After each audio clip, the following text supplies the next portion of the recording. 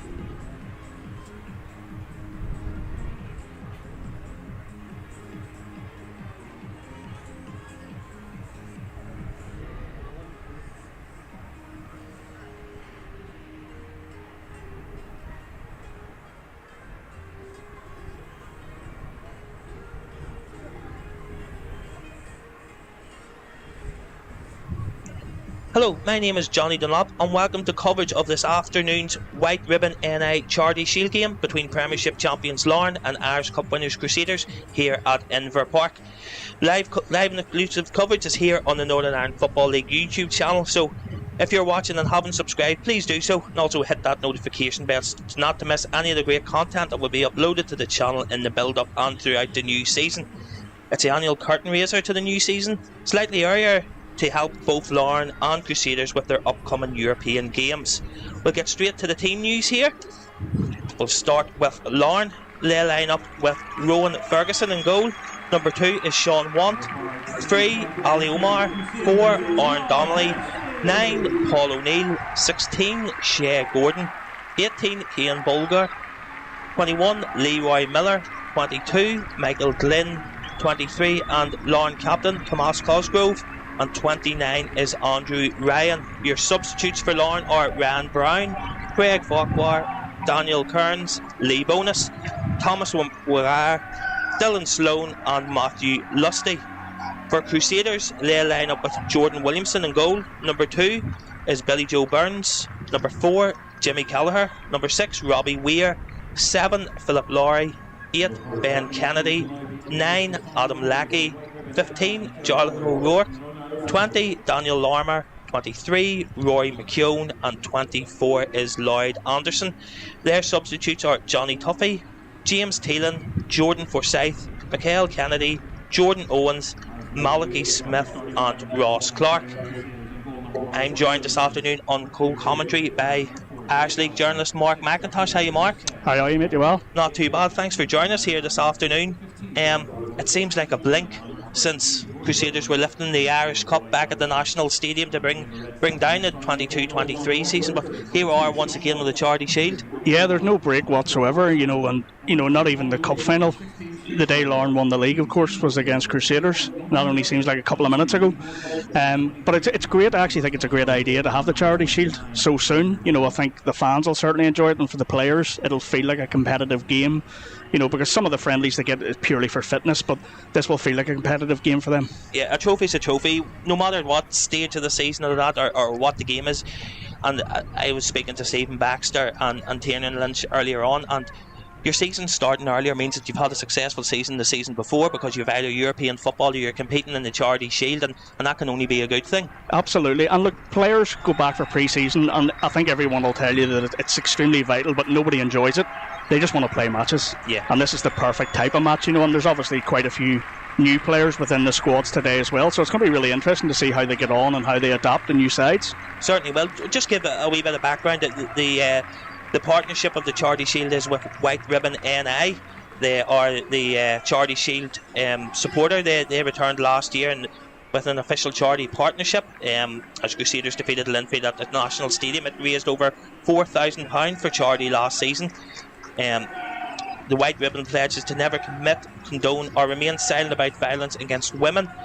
It's a first step, a catalyst for conversation, encouraging everyone, including men and boys, to individually and collectively take action and change behaviour. So a very worthwhile charity and cause there in White Ribbon NI.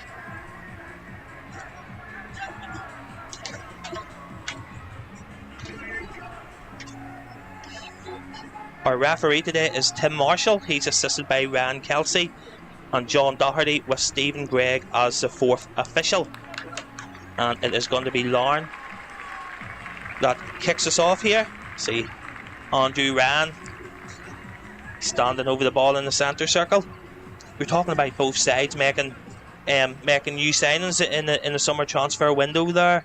Quite a number on show today, starting with Larne, Ali Omar. Suppose makes a competitive debut, you can say, for Larne this afternoon. Crusaders, they have Jordan Williamson, who's come in from Ballymena, Jimmy Callagher, who everybody knows everything about, a stellar career at Linfield, winning trophies galore, and Lloyd Anderson, who's also come in from Carrick Rangers. What do you make of both sides' business in the transfer window, Mark? I think the Crews were very clever getting a lot of business done early, a lot of clever signings. The likes of Lloyd Anderson, I know a lot of clubs around the league are certainly looking at Lloyd in the past year probably, and Stephen Baxter just get in there very quickly. I think that's a very good signing. Even the likes of James Teelan, who's on the bench today, it's going to be fascinating to see how he gets on. You know, I think he'll spend probably a year watching exactly what Paul Heatley does. And, you know, if he can have half the career Crusaders that Paul Heatley has had so far, he'll be more than happy. But it's also interesting to see the likes of Ali Omar. A Larne corner there almost caused problems in the box, but Crusaders have cleared the danger, and that'll be a throw-in right up. We're nearly on the head there. Yeah. No, you're right. You know, James Thielen excited people last year with his performances from Newry City. He was a real standout performer, and like you say, he's probably the heir to Paul Heatley's crown at Crusaders in a year or two, isn't that right? Yeah, I think that's the way they have to look at it. And look, he's not going to be exactly the same type of player as Paul Heatley, but if he spends, you know, the next few months watching exactly what he does and how he goes about his business, then he'll learn an awful lot. And, you know, and a lot of football isn't just what you do on the pitch; it's outside of that as well. And I think Paul Heatley's a great role model for him to have a look at. It's Paul O'Neill for Larne, spreads it out wide, but that's picked up by Ben Kennedy. Releases Billy Joe Burns down the right hand side here for Crusaders, but Sean Want comes away with that for Larne, and Shea Gordon, and Larne looked to build from the back. We were talking, Mark, earlier on about there's not much break for the players, but it's been a whirlwind in the world of Irish League football over the summer. You know, there's been several managerial changes. You know, new managers in at Ballymena, Cliftonville, Glentoran, Newry City will have Lugal up into the league this season as well. It's been a real summer of change at Irish League level, hasn't it? Yeah, I don't remember a time when there was 5 new managers going into the new season, you know, and for a lot of the time there were never really that many managers left during a season, or certainly in the summer. So to have 5 in the space of a few weeks and 2 or 3 within the space of a weekend was actually crazy. And again, it's fascinating how this season's going to go, because, you know, you don't know how teams will react to new managers. You know, certainly some of the managers maybe haven't gone down well with supporters as well, but we all know what football's like and what football fans are like. Get a couple of wins on the board and everything changes very quickly, and that's with the way those managers will be looking at it as well. You know, start the season well and you know, everything should be rosy. Yeah, only just over a month until the Premiership campaign kicks off again. I know it's early doors, there's still a lot of business, a lot of water to go under the bridge before then, Mark, but what do you make of next season? Do you think it'll be Larne and Linfield and the likes will be up there again? I think it'll be the usual suspects. You know, Larne are certainly very strong, but I think the big thing for them is how do they react to being champions? You know, they're there to be shot at now. They will have expected that, and that's why I like that, you know, they've added to the squad, and I don't think they're done yet as well, because you have to add when you're on top, and, you know, everyone around them will be looking at that, and I think Larne will have another good season. You know, they've got quality players. Remains to be seen if Lee Bonus will be at the club for much longer. You know, there's a lot of interest in England, and that's maybe a position they would have to strengthen if that came to that. But, you know, the talks of some of the transfer fees maybe being mentioned, I'm sure they'll be able to do that okay. It shows just maybe how competitive and how far the league has come in recent times. That there's nearly a player every summer that, you know, is making that move over to England or Scotland. We see Conor McManaman linked with a move to Scotland at the moment. Lee Bonus has been heavily linked as well over the summer. You know, the league is in a good place, Mark, isn't it? The league's in a fantastic place, and, you know, you just saw last season how competitive it was. You know, up until maybe 6 weeks before the end of the season, there was only one of 5 clubs you thought could have won it, and that can only be good for the league. And when you see the amount of young lads that are actually getting moves across the water as well, you know, the clubs are doing something right. You know, Niffle are doing something right. And look, Irish League football gets a lot of criticism, but I think that criticism most of the time comes from people who don't watch it, which is frustrating for everybody, I'm sure. But I would say to people, go and watch an Irish League game on a Saturday. There's a lot worse things you could be doing, and, you know, relatively speaking, the money it costs, it's great value for money. Yeah, you're right. You know, we talk about the, you know, the Sports Direct Premiership and the competitiveness of it. You know, as you were saying there last season, you know, 4 or 5 teams could have won it. You don't get that in the English Premiership at the minute. You're not getting that in the Scottish Premiership at the minute, where you could probably put down who's going to win the league between 2 teams probably in most of those leagues. Right? The Irish League is so competitive. There's so much going on. Anybody can beat anybody on their day, and, you know, it really is in a good place and a real quality product and value for money, as you say, Mark. That's it. That's exactly it. And, you know, the bottom 6 teams can certainly beat the top 6 teams. Now, their problem is consistency, and that's always going to be the issue, and it's why they're in the bottom 6. But on any given day, things can happen, and our league's always been like that. Maybe Billy Joe's getting a lot of early touches down there. Here's Ben Kennedy. Out on the Larne right hand side, closely shepherded there by Aaron Donnelly. Linesman has his flag. I think the ball has went out of play, and that'll be a throw into Larne deep in their own half. The one thing I'm really interested here early on, you can see that Aaron Donnelly's picking up a position slightly different to where he played last season. He was the left side of a back three at Larne, which was extremely successful, but I think he's going to have more of the sort of Fod Soulé role this season. He's great on the ball, Aaron Donnelly. He can pick a pass, he's got loads of energy, and I think he's probably the perfect replacement, and maybe gives you a little bit more on the ball than Soulé did as well. It's going to be interesting to see if that's something Larne stick with. Leroy Miller releasing Andy Ryan, but Roy McKeown is there. Here's Larne retain possession. Olger out to Sean Want. Charged down there by Adam Lackey, and that allows Crusaders to regain possession, but only for a moment as the ball's back with Larne. Ian Bulger brings it forward.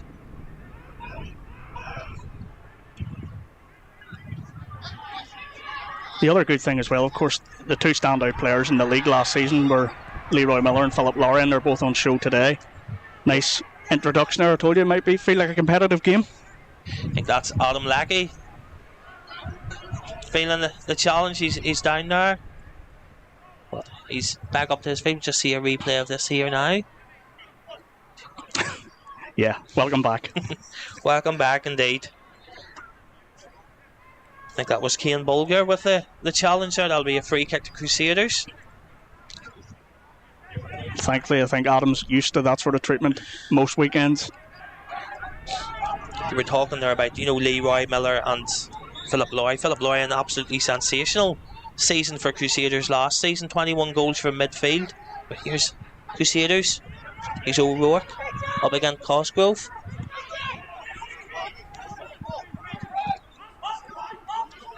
O'Rourke.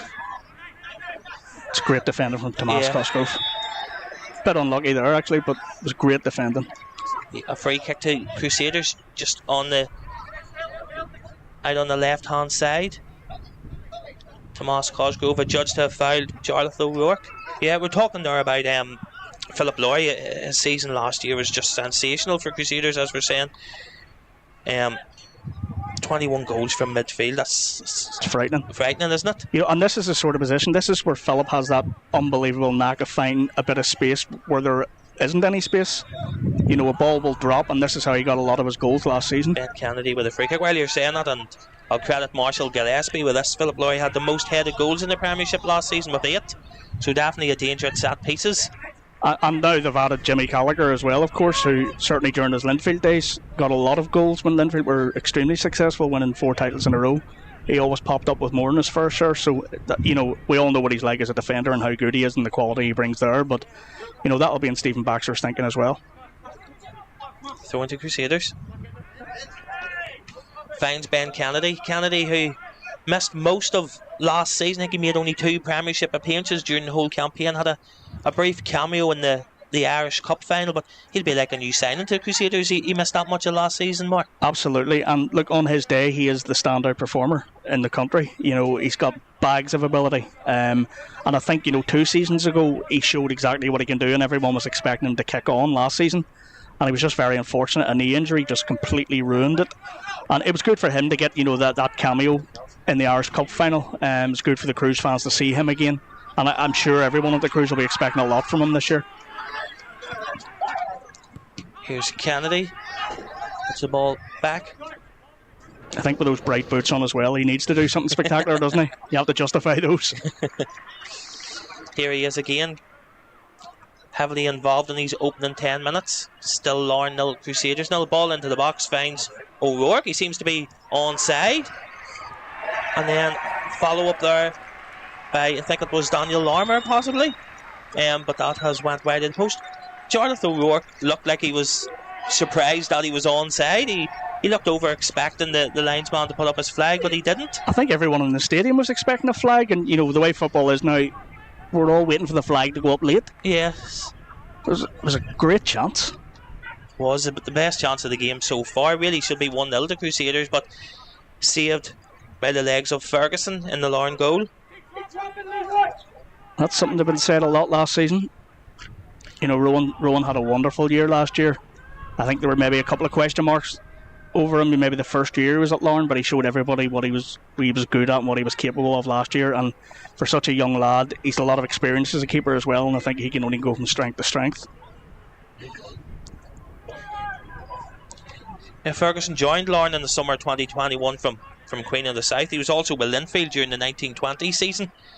And he picked up a league's winners medal, I think, during his time at Linfield. So he's been a great signing for Larne. Yeah, and look, I think it was extra special for him last year winning the league because he was able to celebrate it and pick up his medal, whereas when he won it with Linfield, his medal was posted to him. It's not really how you want to celebrate. No, it's not an ideal way to receive your league winners medal. Sure, it's not. Would remind you of Portadown in the Irish Cup in 1999, was it? Yes. You remember that day when they lifted the trophy in front of a couple of people?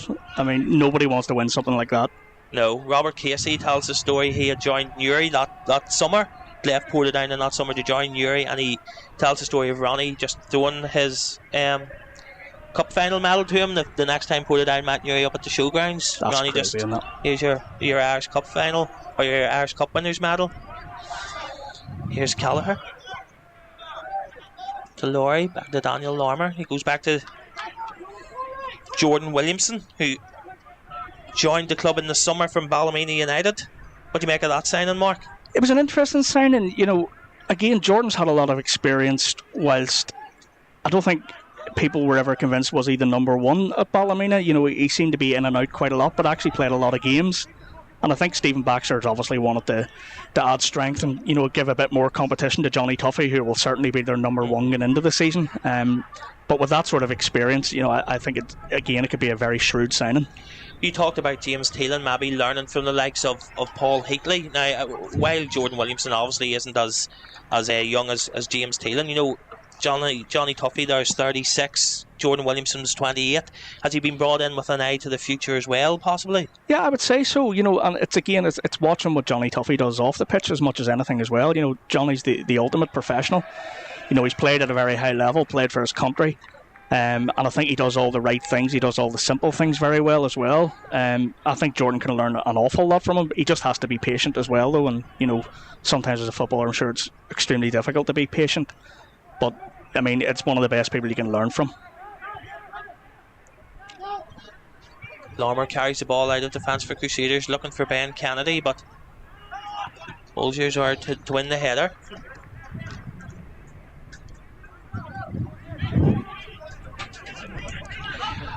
Two teams here, Mark. Obviously, we had referenced it earlier on that this Charity Shield fixture has been arranged with an eye on the two clubs' upcoming European fixtures. How do you see those? Have there been favourable draws? Is there a chance of progression? Tangle of fate.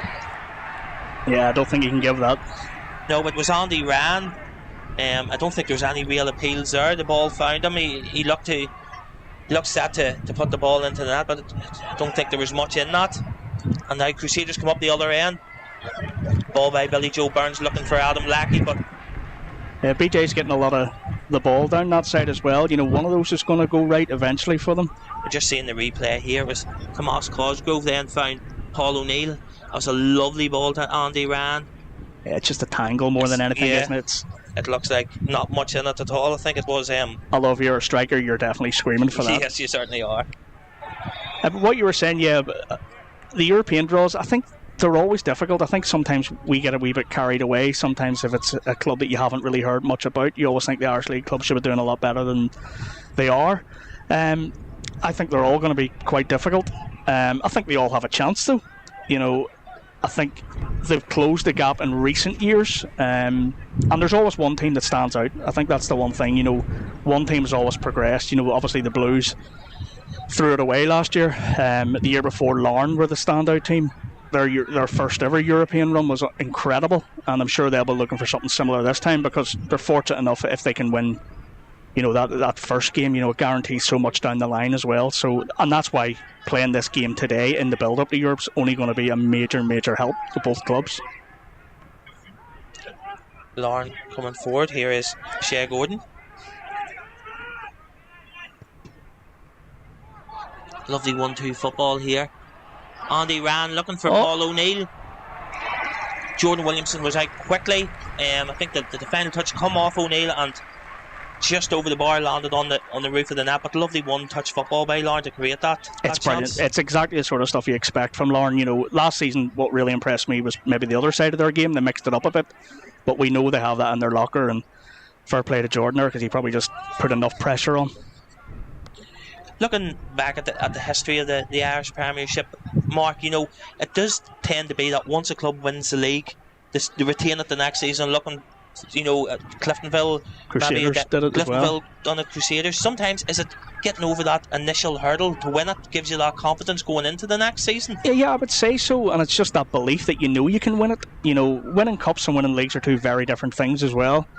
You know, because in a cup it all depends on the draw, whereas you know what you have to do to win the league. And you've seen it in many leagues around the world. You know, maybe someone's been on top for a couple of months, but when it gets to the business end of the season, you know, it starts to get a bit jittery for them.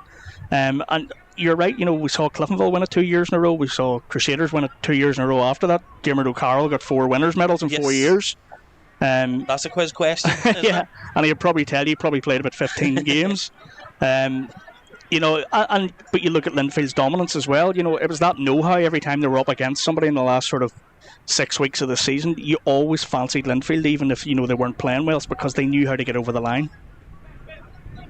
Here's one of Larne's new signings, Ali Omar. It's another deft touch.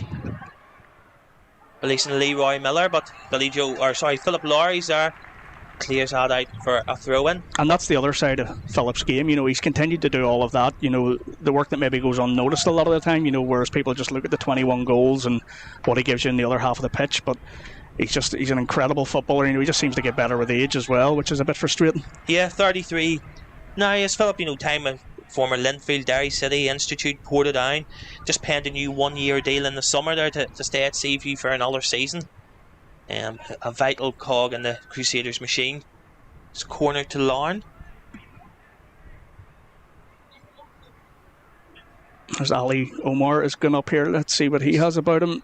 All the big men up. I see Bulger up there as well in the box. Nobody in the Larne half.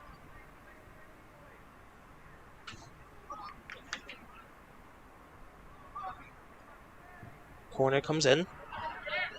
But well caught. Collected by Williamson.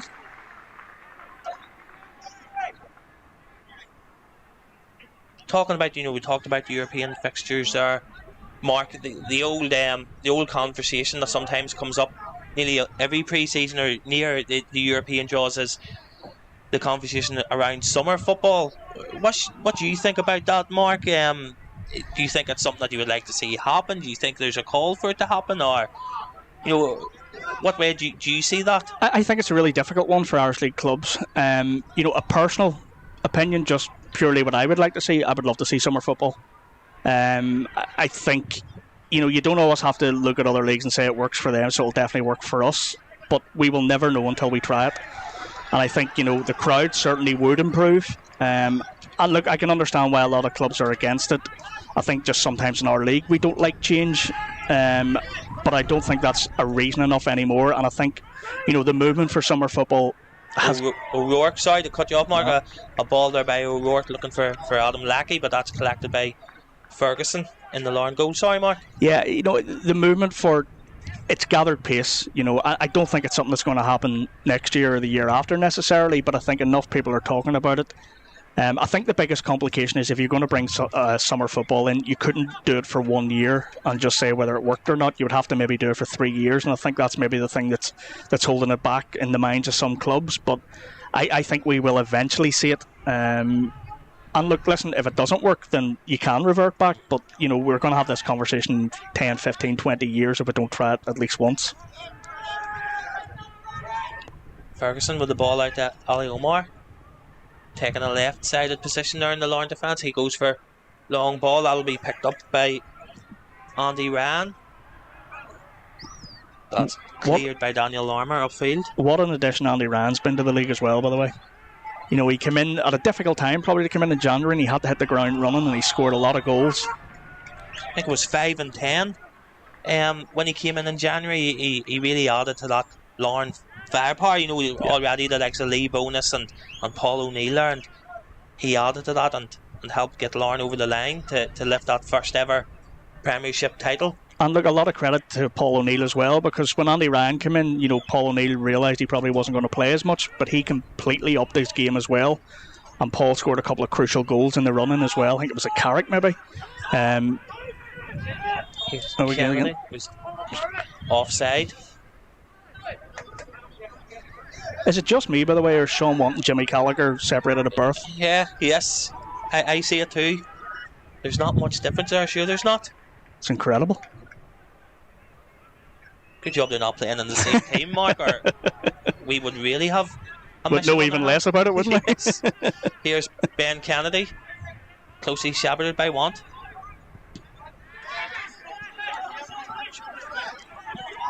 Roy McKeown carries that forward. Another of the Crusaders players signed a new 2-year deal. Yeah, and it actually looked like he maybe would have been on his way out, sort of halfway through last season. Listed at the time, I think, yeah. And sort of maybe the last sort of 6 to 8 weeks of the season, he really came into his own. And look, Rory's got a lot of ability, great experience. He's played all around the world as well. He'd been in Michael O'Neill's squad when Michael was in charge of Northern Ireland the first time as well. So he's a lot of experience. He's versatile. Really interesting to see how he does this year.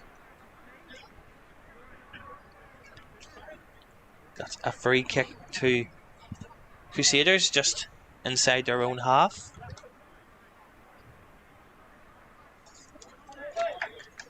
We were talking earlier on, seeing the flags in the over yonder floating in the wind. We had about 2 or 3 seasons, I think, here, Mark, earlier on. It was sunny, then the rain was lashing it down, then it got really windy, but conditions have settled here at Inver Park. It's actually perfect for football. It is. If it stays like this, which I don't think it will. No.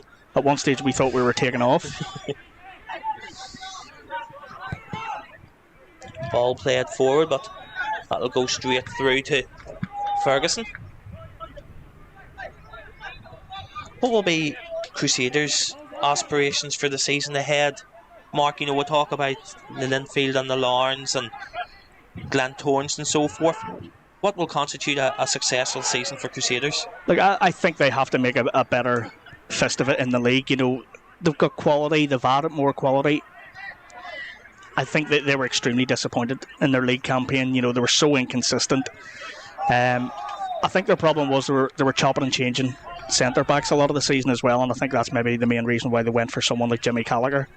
I think any club that has to do that, swapping their centre backs, you're never really going to build a successful side or a consistently good side that way, because certainly in the other half of the pitch, we can all see the quality they have, and they've goals all around the pitch. So I think if they can get that bit right, and we know what they're like in cup competitions. They've been so dominant. I was just looking at the Crusaders squad earlier on. A vastly experienced squad. Many players have been there and done it and have cabinets full of medals. But there's a lot of players there. We talked about Johnny Tuffy's now 36. Billy Joe Burns 34. Jimmy Gallagher 32. Philip Laurie as well 33. There's a lot of Robbie Weir 34. There's a lot of players there. Are possibly coming. To the end of their careers. There will be. You're talking earlier about Jordan Williamson and James Teelan coming on. Will that look to the future then? It's Paul O'Neill out to the right hand side to Cosgrove. Here's Shea Gordon back to Cosgrove. He's closely shepherded by O'Rourke. He has to go back to the patient build-up. Yep. Here's Cian Bolger looking for options. This is the sort of thing that made Larne so successful last year, though. They are patient. They don't get frustrated. Yeah, they don't when things force don't it. open up. Yeah. They never do. And if you keep doing that and keep plugging away, someone's going to make a mistake somewhere, and they certainly got the players that can benefit from that. Sean Want, but that ball travels through to Williamson. But yeah, you were talking about obviously the players maybe coming towards the latter stages of their careers. I think the way football has gone and the way that sort of the professionalism a lot of the clubs are showing in the Irish League too, you'll find players will play on for longer than they did before because they look after themselves well. They obviously train in a much harder environment now, but they look after themselves away from the pitch. They do extra bits of work away from the pitch, away from training. And, that's going to prolong careers all over the league. Jordan Williamson nearly giving the ball away to a Larne player there with a loose pass, but here's Paul O'Neill. O'Neill strikes up, but that's blocked and be picked up here by O'Rourke. Here's Lackey.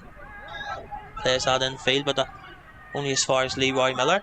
Lackey on the deck again. It's Glynn.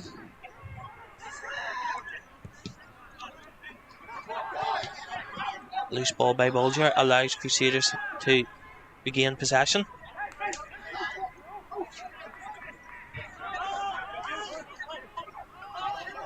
It's been really a chance apiece for each team so far in these opening 27 minutes. Jarlath O'Rourke had a great chance, was saved by the feet of Ferguson, and then Paul O'Neill's effort from the edge of the 6-yard box while under pressure from Ballymena goalkeeper Williamson just floated over the bar.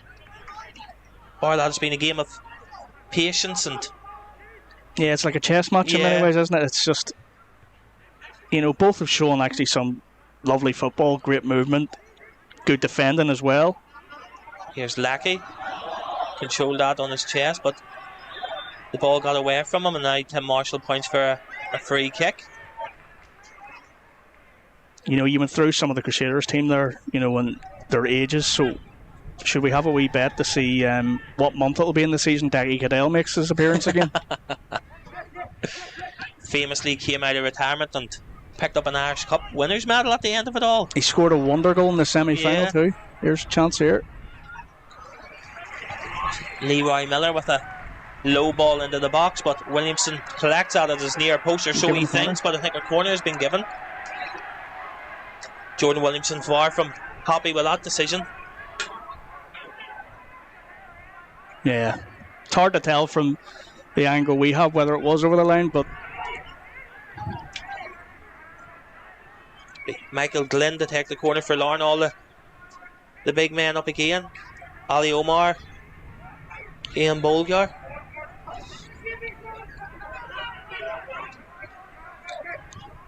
Shea Gordon now will take the corner. Michael Glynn has... Jordan gathered the first one extremely well, so be interested to see what he does here. Corner comes in. But I think Leroy Miller was trying to piggyback Jimmy Callagher, and that'll be a free kick to Crusaders. I think Jimmy's just a wee bit too experienced for that one. Seems strange seeing him in a Crusaders kit. Doesn't look right. Doesn't look right. After all these years at Linfield. Yeah, but he'll bring a lot to the Cruise. I think just Jimmy's circumstances in life, full-time football wasn't going to suit him. I think anyone in the league would have wanted to sign him. I think he could be an incredible signing for them if he stays fit. We had a lot of issues last year. Hopefully he's over the worst of that, and we can see him perform all season for the Cruise, because if they're going to be successful, they're going to need a very fit and firing Jimmy Callagher.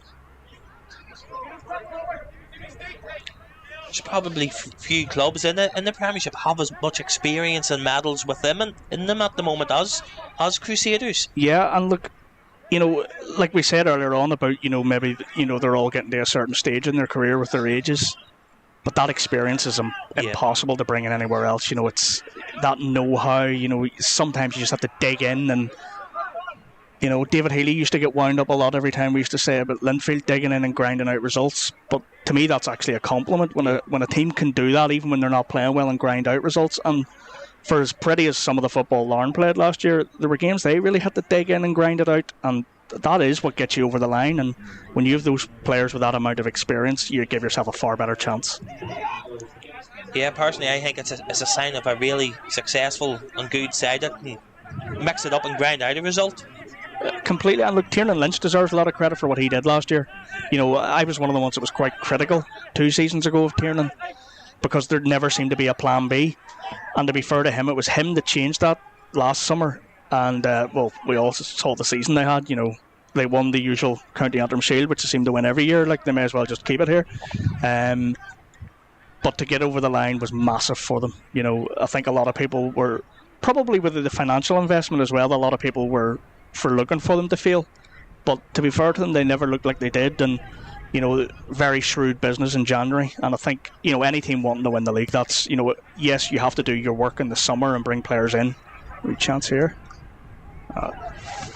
Andy Ryan didn't catch that the way he did against the Blues at the end of the season, rocketed into the top corner. A tame effort there, straight into the hands of Williamson, who gathered comfortably.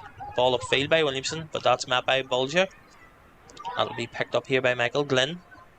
But he's challenged there by Lloyd Anderson. Looks for a ball into the box, but just stop up. Crusaders have possession again. Here's Ben Kennedy. Lloyd Anderson's a player I'm really looking forward to seeing how he does this year. I liked him a lot at Carrick. I know, speaking to quite a few managers as well, they certainly liked him and sort of had interest without actually making a bid. But fair play to Stephen Baxter. He put his money where his mouth is, and he's brought him in. I think he can add a new dimension to the Cruise this year. Something Stephen Baxter does well. Those bottom six teams, he can look and find a player within there to bring into the club. Lloyd Anderson, James Teelan we talked about there. He's also brought in Michael Kennedy from Dergview as well. He's been good at doing that over the years, Stephen Baxter, hasn't he? Yeah, and sometimes he takes a chance on a player that maybe other ones have thought about and just don't bother, or maybe don't think it's good value. But Stephen has done that throughout his time at the club. Even the likes of Daniel Larne, when he was at Glenavon, a lot of people were talking about him, but Stephen Baxter was the one that went out and got him, convinced him to come to the club. And I think he's been brilliant for them since he arrived. Still a young lad, and again playing with the likes of Jimmy Gallagher's only going to make him better. That'll be a throw into Crusaders, halfway inside their own half.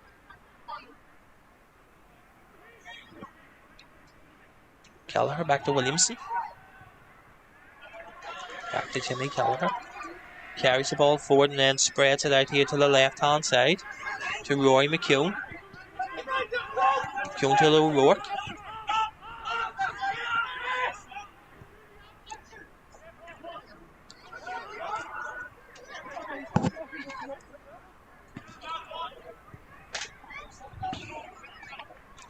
There's Billy Joe Burns, but that is just too much pace in that, and that rolls out for a throw into Larne. Maybe 10 years ago we'd have got that. Billy Joe Burns, who of course missed the Irish Cup final following that suspension. He's another experienced and important player for Crusaders, isn't he, Mark? Huge, absolutely huge. And I think he was even forced to play at centre back a couple of times last season as well. But he gives them so much quality going forward. He can actually score a goal, he can pick a pass too. He's a fantastic footballer, and it must have been heartbreaking for him with a cup final, but it says a lot about him. He was the one there encouraging the lads before the game. You saw him in the celebrations afterwards, where it would have been easy to mope about. I'm sure I'd have been sitting in a dark room somewhere raging with the world, but it just shows his professionalism and what it means to be a part of that team. That's why he's the captain, I guess. Yeah, played a real captain's part out there off the field. Yeah, and look, that's huge for them.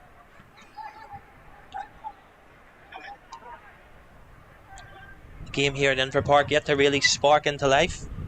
It does have that feel of a friendly, doesn't it, Mark? It does. That feel of clubs just getting themselves, easing themselves back into matches again. Yeah, it is fitness, but you can see already, there's patterns of play. Yeah. You can see that, Larne certainly one-touch passing and everything.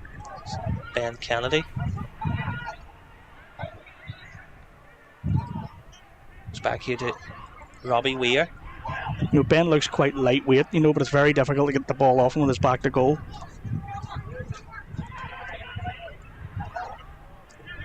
Larne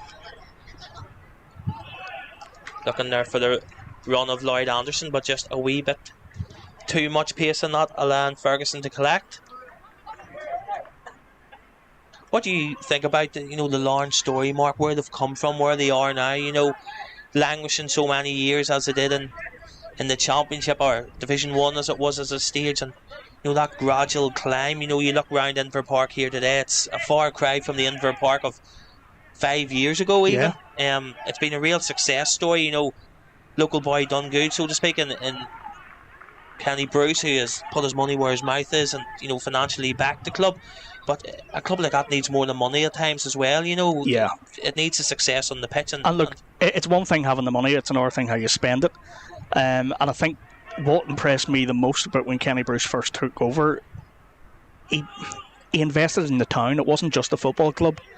You know, Inver Park is unrecognisable from what it was, as you say, even 5 years ago.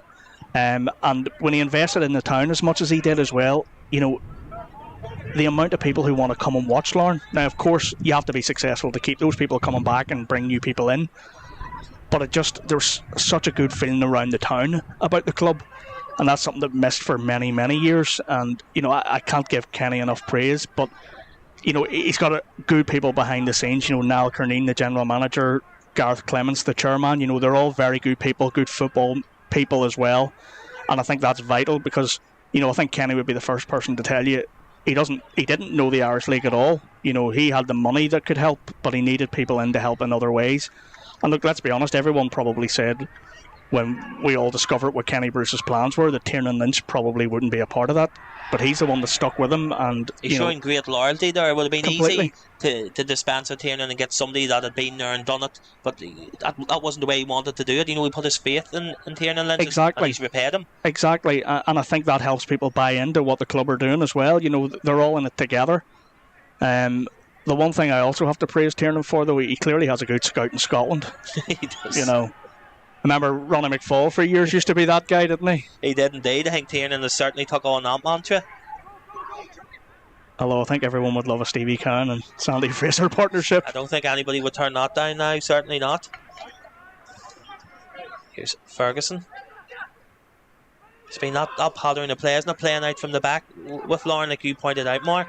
There hasn't been that forceful ball, or, you know, it's very patient build-up. And you just, like I said earlier on there, just watch Aaron Donnelly as well. He's just floating about in that midfield and just...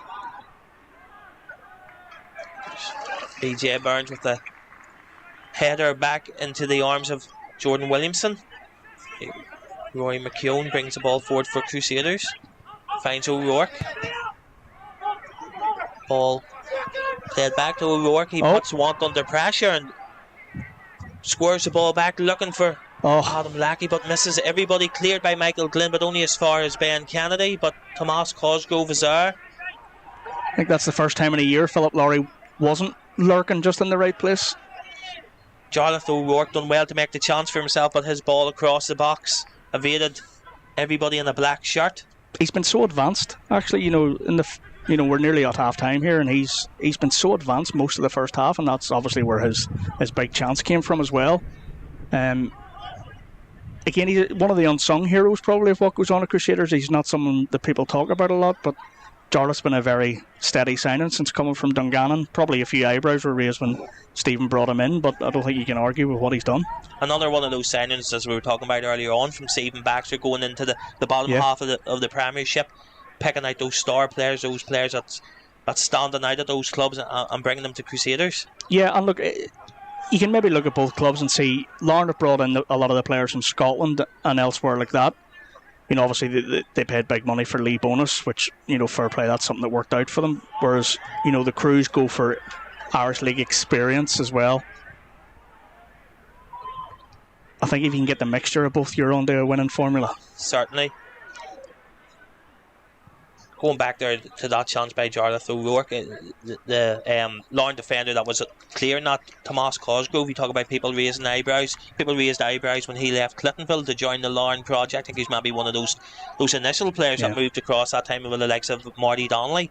You know, Davy McDade, yeah. But you know, he's been here 5-6 years now with Larne, and you know, again, his loyalty, or the loyalty shown, and he's picked up a league championship medal as well. You know, it's been a great signing for Larne. Yeah, and look, people probably criticised him when he made the move, thinking, he's going there for money, and you know, that's a very easy thing to say. And look, I'm sure that played a part, as it does with any move, and rightly so. But he took a chance. I think, you know, it was a massive thing for him, because there were a lot of clubs certainly would have taken Tomas Cosgrove, but he took a chance with Larne. He believed in what he was sold, you know, by Kenny Bruce and Tiernan Lynch. And he's just gone up and up and up every season in terms of levels and fitness, and everything he does, he's a smashing footballer. There we go, there's Lackey on the deck again. Adam Lackey been given some rough treatment so far this afternoon. It seems to be the same foul every time, so. Goes Ali Omar with the challenge. He's getting into the spirit of things in the Irish League quite quickly, isn't he? Certainly no charity shown by Ali Omar in that challenge on Adam Lackey. That'll be a free kick to Crusaders. Ben Kennedy standing over it.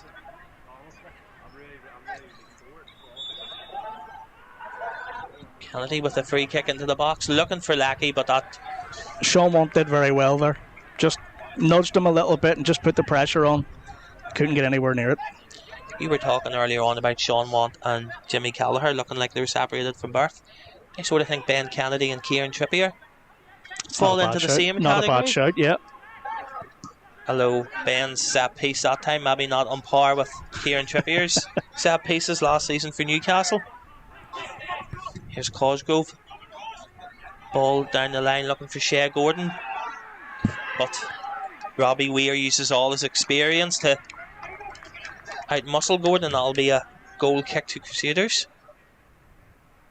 Robbie's another player that you maybe thought, could have been on his way out of the Cruise as well, maybe frustrated not getting as much game time as he wanted, but again, that's such a vital player. He's come in and he can play in a number of positions.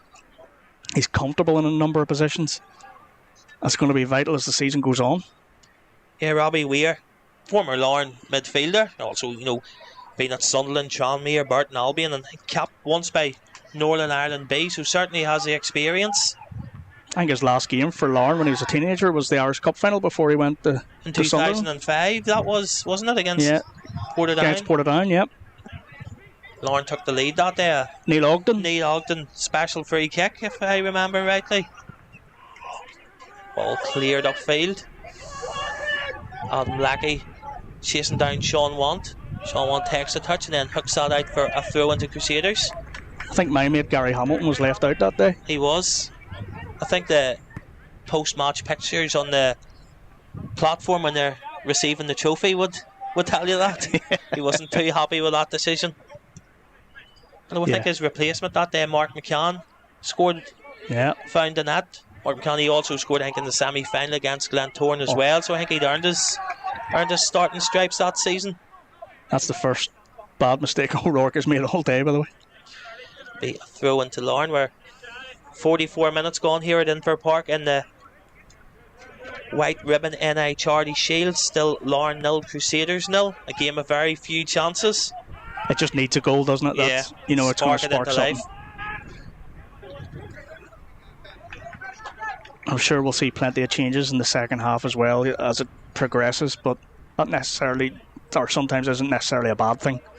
Yeah, I believe that they're able to use 7 substitutes this afternoon and during 3 stoppages. So I would be surprised if that's not maximised this afternoon. Yeah, I think they'll definitely want everybody to get minutes. Here's Kennedy. Twists and turns. Looks for support. But that's picked up by Shea Gordon, who goes back to his goalkeeper. 2 ex-Queen of the South players on the pitch. As a Queen of the South fan, as I am, it's always great to see. Shea Gordon and Rowan Ferguson. I didn't know you were a Queen of the South supporter, Mark. It's not something you shout from the rooftops, let's be honest. My dad was born in Dumfries, and the first football shirt I ever had was Queen of the South, so he can have the blame for that one. Bulger with the ball at his feet. Walking pace, carrying it out of defence. Looking for options, looking for runners. His ball straight to Billy Joe Burns, who finds Ben Kennedy, but a combination of Ali Omar and Leroy Miller. You can see a bit of the rustiness still, can't you? Like it's, they're only back a few weeks. You can't see it. A couple of loose passes and. Bulger again, carrying the ball out of defence. Been a familiar pattern for Larne.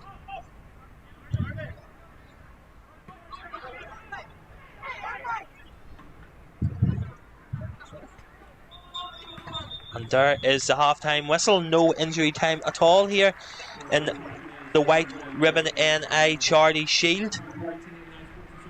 As we were saying earlier on, a game that's yet to spark into life. Been decent, one decent chance apiece. Paul O'Neill with an effort for Larne that just floated over the bar onto the roof of the net. And then Jonathan O'Rourke, who seemed the most surprised, that man in Inver, not to see the linesman raise his flag when he was clearing goal within the box, allowing Ferguson to save with his legs. But at half time here at Inver Park, it is Larne 0 and Crusaders 0. We will take a slight break and we'll be back for live and exclusive second half coverage of the White Ribbon NI Charity Shield game.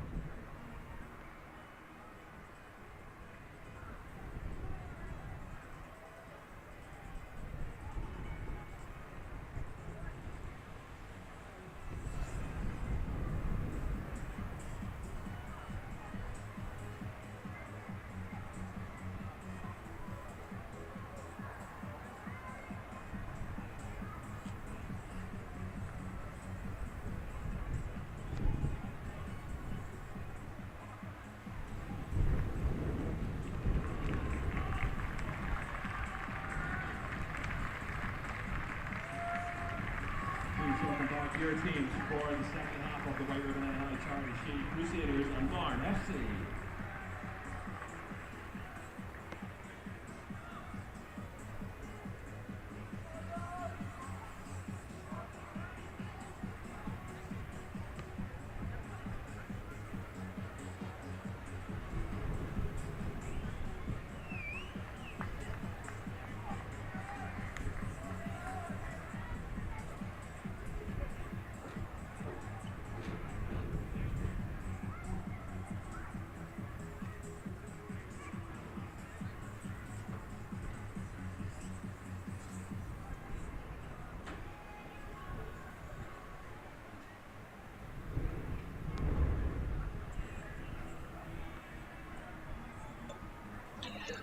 Welcome back to second half coverage of this afternoon's White Ribbon NI Charity Shield game between Larne and Crusaders.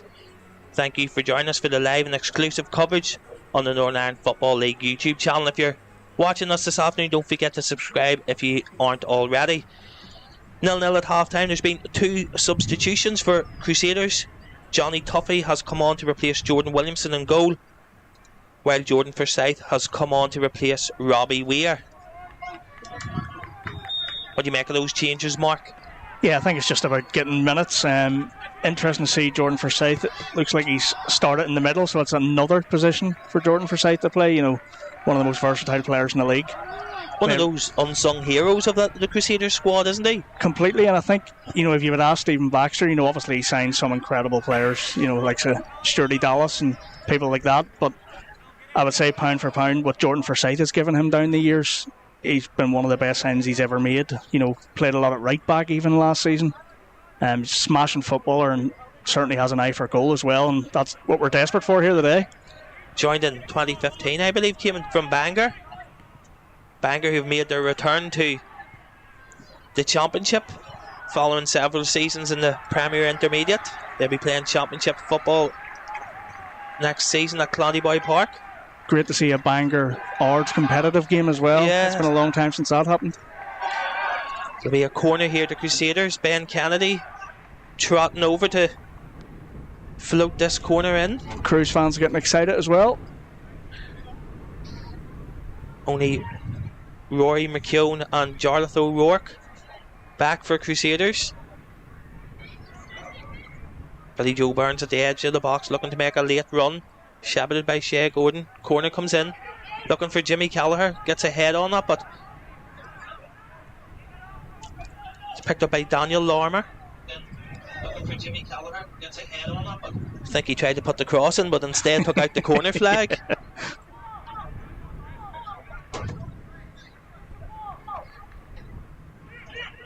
Not too much damage, thankfully. No.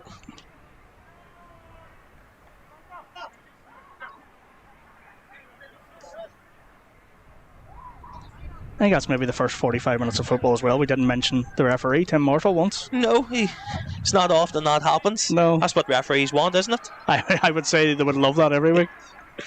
I'll probably put the Scot on him now. Here's Sean Want for Larne. Carries the ball forward. Finds O'Neill, who's come deep. Back to Cian Bulger. Carries the ball into the semicircle before going back to Ali Omar. Ball down the line looking for Leroy Miller, but Jordan Forsyth is there and looked like he was bundled over by Leroy Miller, but Tim Marshall points for a goal kick. I think that was just a bit of experience. He knew exactly what he was doing there, making sure Leroy got nowhere near it. Talking of Leroy, what a first season in Larne colours for him. You know, a league championship medal and individual honours there as well. The first ever Larne player to win the prestigious Ulster Footballer of the Year award, also named the Player of the Year at the NI Football Awards. Mark, what a great first season for him. Yeah, and he got my vote in both awards. You know, we all knew he was a good player. There we go, we got it. There's a goal. I think it's Jarlath O'Rourke. Got on the end of a cross into the box. His flicked header goes over the head of Ferguson and into the net, and Crusaders take the lead. We're just seeing it here now. It was Lloyd Anderson with a cross. O'Rourke gets in front of Sean Want, gets his head to the ball and puts that into the back of the net to give Crusaders the lead. Super cross as well, and look, that's probably the goal that has been coming, because we mentioned it in the first half, the amount of times Jarlath O'Rourke was getting forward. Great cross in by Lloyd Anderson there as well, Mark, wasn't it? Yeah, and that's what he's going to bring. You know, he's got that quality.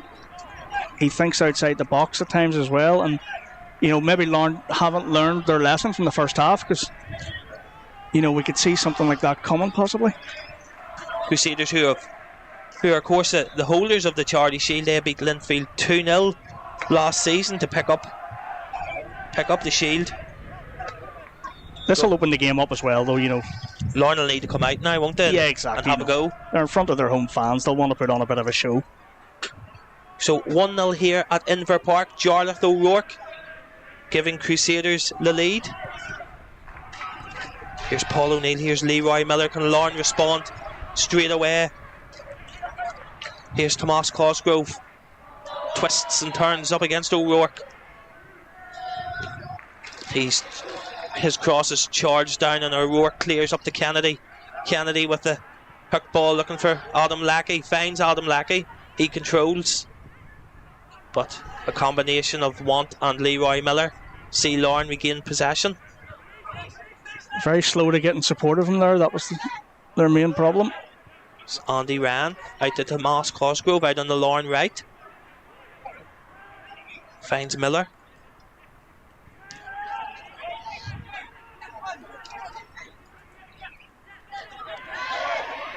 Rory McKeown nips in, steals that off Andy Ryan, and Crusaders have possession through Lloyd Anderson. You know, we're probably going to have to see the Leroy Miller that we saw last season now, you know, busting forward. He's got so much energy. He's an absolute beast. And, you know, like I said, we all knew he was a good player at Ballymena, but I don't think anyone could have seen the levels he's got to, you know, in the past 12 months. He's improved every area of his game. You know, physically, I don't think there's anyone can compare to him in the league as well. You know, just absolutely incredible. Do you think that comes with full-time training, Mark? I think it's certainly been a big help. You know, he was always, you know, very physical like that anyway, but I think he's just gone to a completely different level. I know that there was a video doing the rounds on the Larne Twitter. Just, I think it was maybe the first day of pre-season when he was lifting weights, and, you know, I nearly put my back out watching it. It was absolutely incredible. All the lads around cheering him on. No, he has really had a great first season at Larne following that move from Ballymena United. And he'll be looking for a repeat this season, no doubt. And I think the full-time training that Larne do, it's very different to every other club as well, you know, because they have a proper training base. You know, everything is done super professionally. So the players really just don't have an excuse. And, you know, players love an excuse for anything. And I think that's why they've maybe been so successful. They've got everything right on and off the pitch.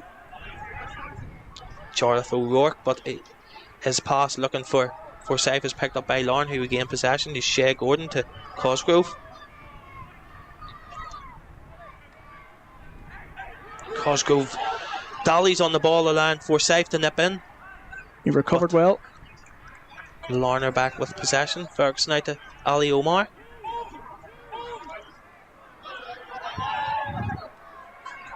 You can sense so it's given the game a lift. You know, there's a bit more of an atmosphere about it now. There seems more urgency.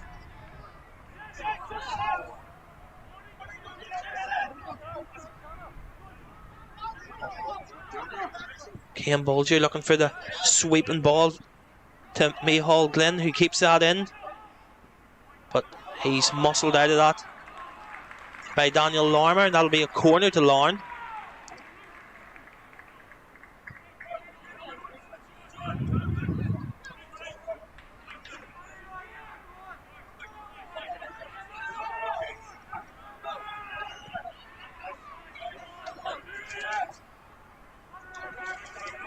Let's see if they have anything up their sleeve.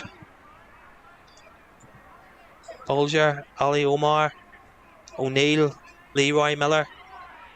They look certainly very dominant, don't they, before the delivery comes in. Corner kick taken is cleared by Adam Lackey at the near post. Billy Joe Burns with a head of clearance. It's great pressure from the Cruise. Lackey releases Kennedy down the Crusaders' right hand side. He's running in and goal. Aaron Donnelly in close pursuit. Tomas Cosgrove comes over to help out as well. It did look from this vantage point that maybe he bundled over Kennedy, but referee Tim Marshall isn't having any of it, and Larne break. But I think Ben was just kind of standing still a wee bit there to look for that contact. Omar and Billy Joe Burns challenging there. Larne have possession. Mayhall Glenn tries to clear up, and that's charged down by Ben Kennedy, who's having a word with the linesman about that challenge. I think in a normal competitive game that's probably given.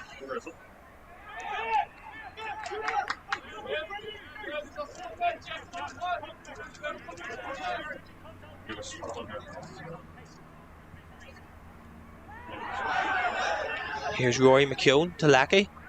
Lackey finds Anderson. Billy Joe Burns goes with a dink ball over the top looking for Anderson. Anderson acknowledges the ball, but a bit too much pace, allowing Ferguson to collect.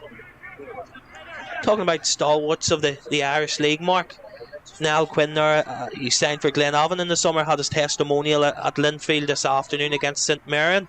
Just how important has he been for Linfield over the years? He's been huge, you know, and I remember when he made his debut, David Jeffrey had talked about, you know, he was a mixture between John Easton and Pat McShane for the older viewers, and I think he brought some of that into his game, but he was so much more as well, you know, a wand of a left foot, played in a number of positions, you know, he could play at left back, left side of midfield, centre of midfield, you know, an absolute dream for a manager. He was just unfortunate maybe in the last couple of years, injuries were taking its toll and he couldn't get a run of games, but, you know, a proper unsung hero of the Blues. Free kick to Larne, Tomas Cosgrove and Oren Donnelly. I think Cosgrove leaves it for Donnelly. Donnelly looks to take the quick free kick, but thinks better of it. Allows Bolger and Omar to come to the edge of the 18-yard box.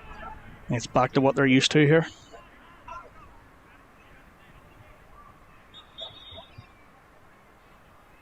Cosgrove with the free kick. Cleared by Lackey. And helped on by Billy Joe Burns, but Shea Gordon will pick that up for Larne. I think Lackey's been the crew's best defender here so far. He literally took the words out of my mouth. I was thinking when there's been a set piece into the Crusaders box, it's normally been Adam Lackey that's heading it clear. Yeah. As you can see there, just, you know, the crews are showing a bit more urgency this half, you know, and they've got their goal, and I think Larne are going to make a couple of substitutions. It's like Lee Bonus is going to come on very soon. There's Laurie with a ball over the top looking for Anderson, but Johnny Tuffy quickly off his line to clear.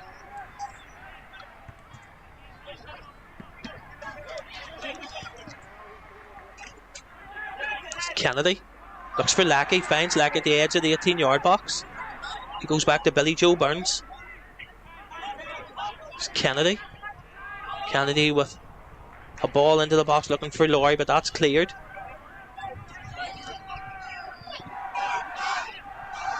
The wind's causing a bit of a problem there. You can see every time a lofted ball. Yeah, I'm looking at the Larne Champions flags just in front of me here, across the way on the top of the stand, and they are really waving in the wind. You're talking about Lee Bonus coming in there. Been with the Northern Ireland International set up for the games against Kazakhstan and Denmark. Didn't get on, but great experience for him nonetheless. Yeah, incredible. I had a good chat with him actually before the two games, and I had a quick chat with him in Copenhagen, and he was just loving every part of it, you know, training with guys at that level as well, and he should feel like he belongs there as well. You know, he's earned the right to be there, and we've seen certainly in the past year when Conor McMenamin's been in the squad, he's one of the standout players, so there's no reason why top Irish League players can't aspire to that, and Michael O'Neill and Ian Barclay before him have shown that, you know, they'll certainly get the chance if they merit it. Yeah, Bonus with 19 goals for Larne last season, their top goal scorer, 16 assists as well. Yeah, and that's the big thing, you know, he's not just a goal scorer. Like, you know, I know you've watched a lot of Portadown when he was there as well. You've seen he's not just a goal scorer, there's so much more to his game.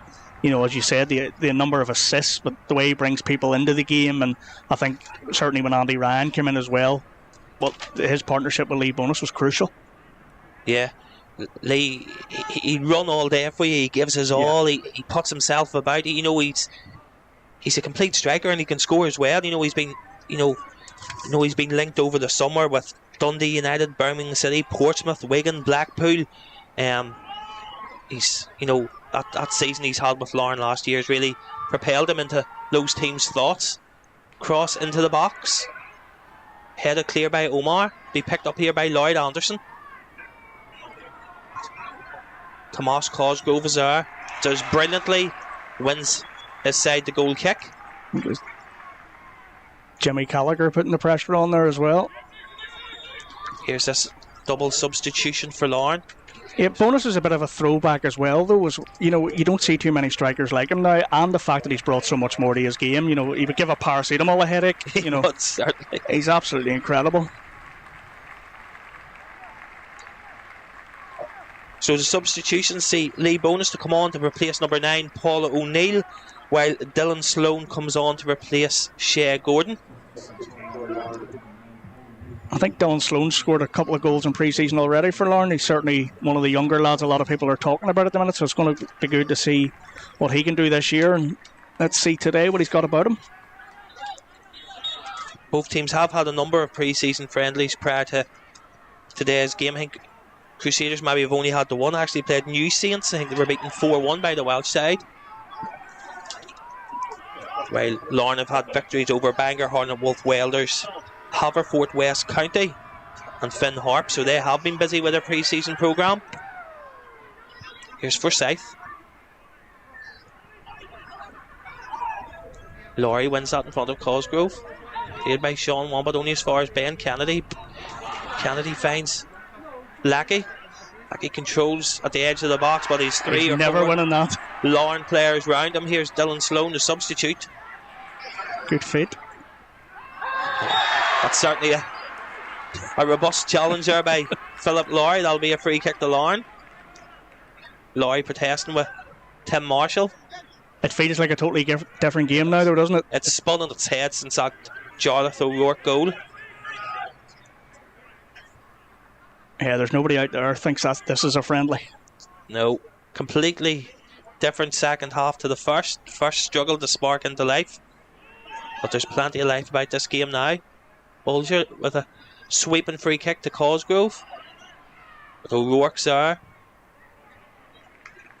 And clears that out for a throw into Larne. He's had a great game, Jonathan O'Rourke. He seems to be in the right place at the right time in both boxes. It's a great weapon to have. Certainly is. O'Rourke's header from a Lloyd Anderson cross early in the second half has given Crusaders a lead here. As they look to retain the white ribbon NI Charity Shield, which they won last year by beating league champions Linfield. Omar goes back to Ferguson.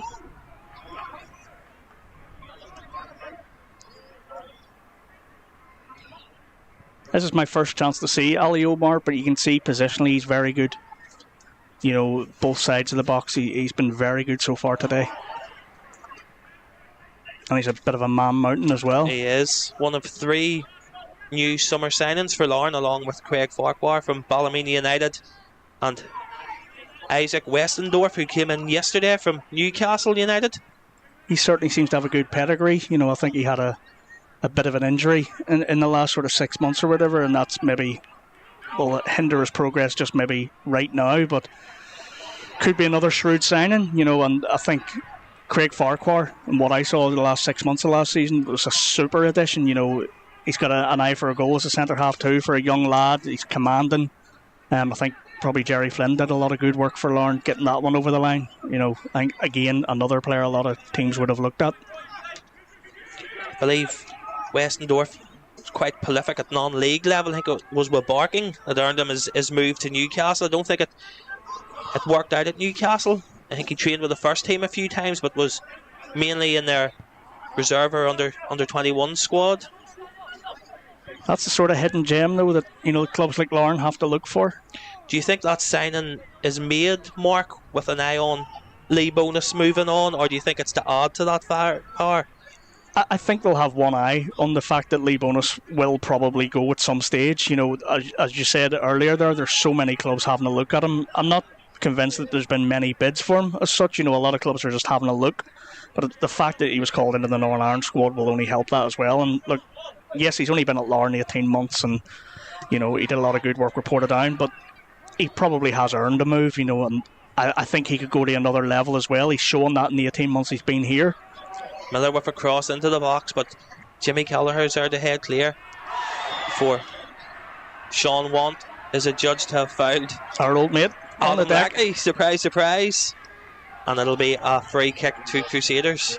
If Lee Bonus doesn't move on, that is some firepower that Larne have. You know, when you take into account Andy Rand, Paul O'Neill, Lee himself, Westendorf. How just hearing Lynch keep four strikers of that calibre happy, Mark? It's always difficult, but I think the simple way of doing it is you keep winning. And look, there's so many games I think he will rotate. You know, he did that towards the end of the season. You know what, Andy Ryan took a bit of a rest at times as well. And I think the big thing is the players coming in, if they can contribute to the team and score goals, then everyone's going to get their turn. Looks like Crusaders are set to make 3 substitutions here. And James Teelan coming on. Yeah, and I see Ross Clark there as well.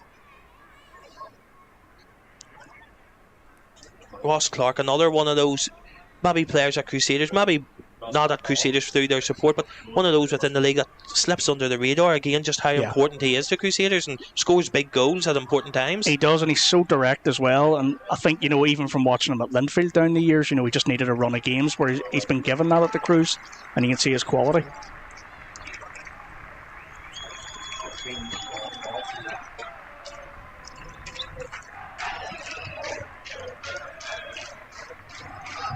Trying to keep track of these substitutions. We believe Lloyd Anderson has made way. I think Billy Joe Burns made way as well. Mal Smith's on. Right back. It's Mal Smith, Ross Clark and James Teelan have all come on. This will be a big year for Mal Smith as well. He showed a lot of promise at the Glens over the last couple of years, and he had a loan spell at Ballymena. Probably didn't go as well as he would have liked, but I think it's a good move for him. He's going to get the chance to show what he can do. He's a very promising young player. It's possibly Jarlath O'Rourke, the other player that has went off. I think he's earned his rest today. Yeah.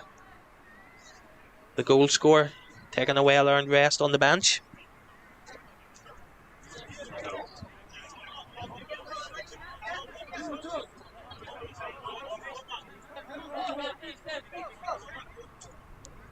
Mal Smith with the throw in for Crusaders. Headed away by Kelleher. Sloan picked up by Leroy Miller. Cleared by Rory McKeown.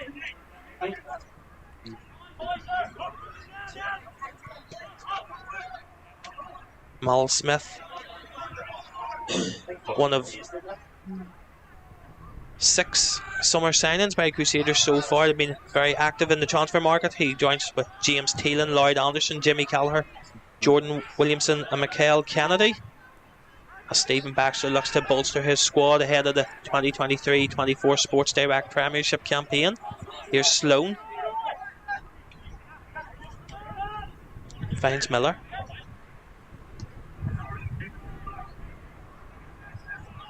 I feel that those substitutions have maybe took the sting out of the game a wee bit. It has. It has at the minute. It could also ignite it, but at the minute it certainly has. I think people are just finding their feet. Here's Cosgrove to Miller. Back to Cosgrove. Cosgrove tries to get away from Philip Lowry. I think there's a tug of the shirt, and that'll be a free kick to Larne. Larne have been quite good until they've got to the final third, and they're really struggling to find a way through because the crews are so well set up. Everyone seems to know their position well. It's only that real chance from Paul O'Neill in the first half that comes to my mind that I can think of, that Larne have really troubled the Crusaders' goal. Here's Ali Omar. Finds Andy Ryan in space.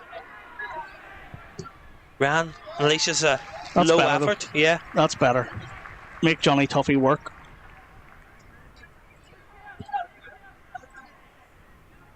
I wouldn't be giving Andy Ryan that sort of space too often, though, because one of them's going to come off for him. Yeah, he had loads of space out to take his time and pick a spot, but his effort saved by Tuffy in the Crusaders' goal. He got behind it. Here's Adam Lackey. Lackey releases Ross Clark down the right hand side. Clark just keeps the ball in play. Goes back to Lackey.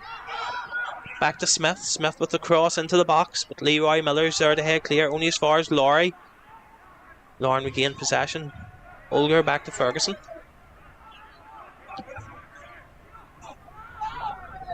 That's just an example of what we're talking about. The Bonus's work rate as well. He's back on the edge of the D there, sweeping up, but they'll want him up the other end of the pitch. You had talked about Adam Lackey earlier on as probably Crusaders' best defender as well as their attacker here today. I remember Lee in his Portadown days was likened to his work rate was almost like at Vinnie Arkins, where he was the player heading the ball away in his own 18-yard box and then putting the ball in the net in the opposition 18-yard box. Like Glenn Ferguson at Linfield for years as well. Yeah. So often he was the one clearing corners. Another very underrated player, Lecky, though. People think for the size of him, all he should be good at is headers, but there's a lot more to his game than that, and I think that's why Crusaders were so pushy to get him to the club as well. A lot of clubs wanted him back then. I know the Glens certainly were very keen. He joined Crusaders in October 2020 from Ballymena in a part exchange deal with St Paul McElroy go the other way. Like he also scored in that Irish Cup final victory over Ballymena back in May. It'll be a goal kick to Larne. We got our first sort of view of Ross Clark twinkle toes there.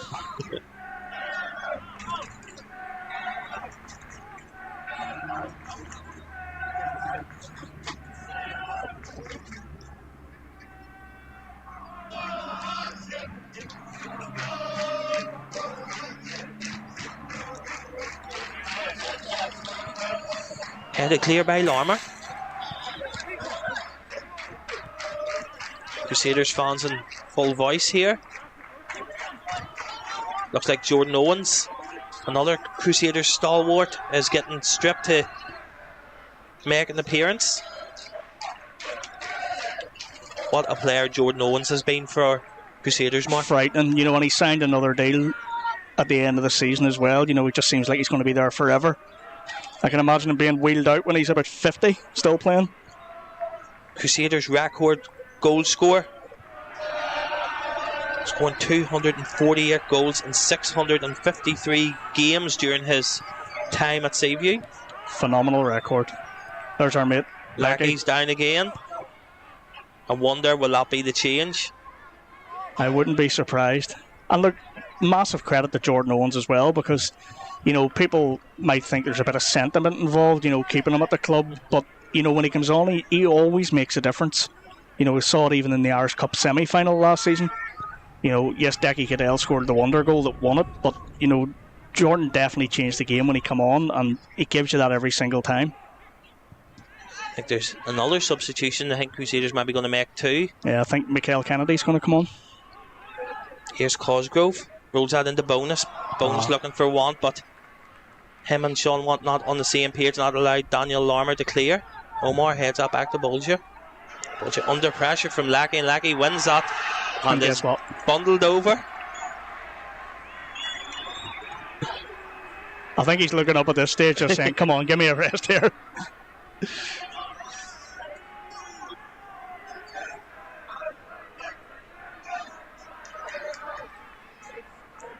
There's his old mate, Leroy Miller, encouraging him to get up. Teammates at Ballymena back in the day. Lackey does look to be looking to the he's dugout. definitely looking for that board, isn't he? He is. I think Adam thinks his race is run. Unfortunately, most of the days fell at the first, the second, the third.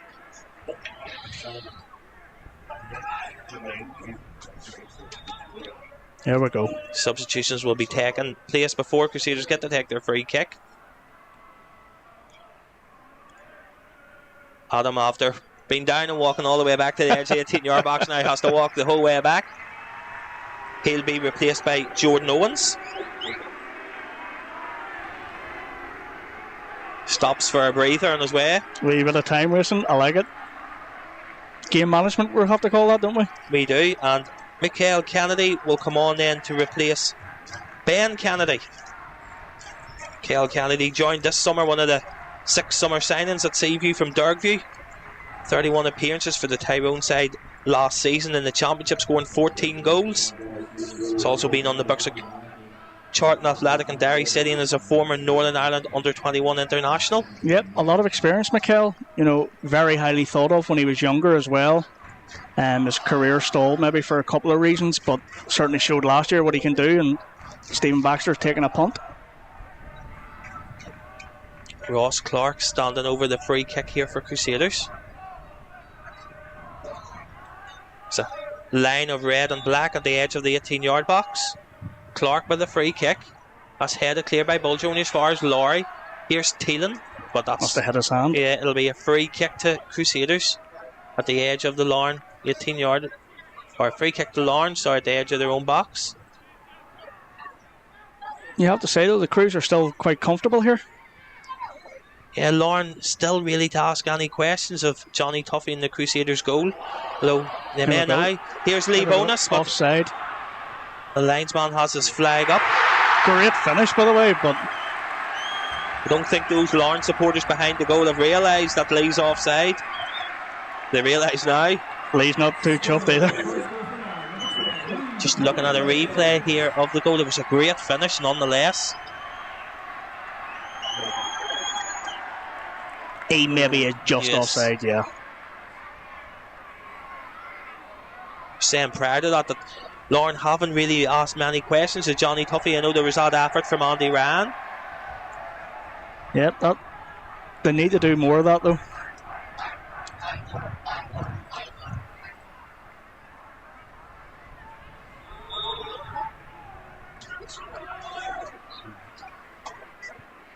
Less than 15 minutes to go here at Inver Park. Still Larne 0, Crusaders 1.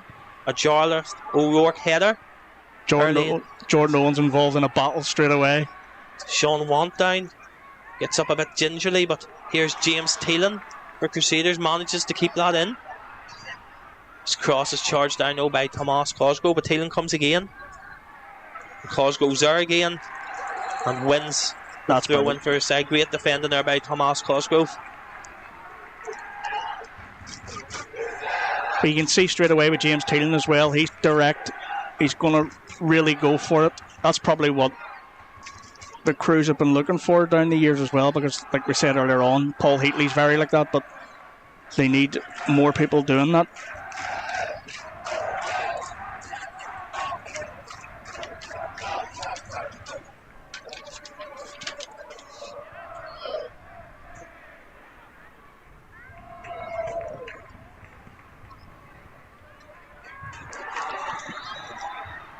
Here's Owens, keeps that in play and wins a throw-in off Sean Want. So we say the Sports Direct Premiership campaign kicks off on the 5th of August. Larne will be at home to Dungannon Swifts, while Crusaders start their campaign at home to Carrick Rangers. Both teams here will then meet each other in league matters on the 7th of October here at Inver Park. McKeown with a throw, helped on by Forsyth, but that's through to Ferguson in the Larne goal. He was for a quick kick out, looking for Sloan. The final touch came off. Dylan Sloan now, and that'll be a throw into Crusaders.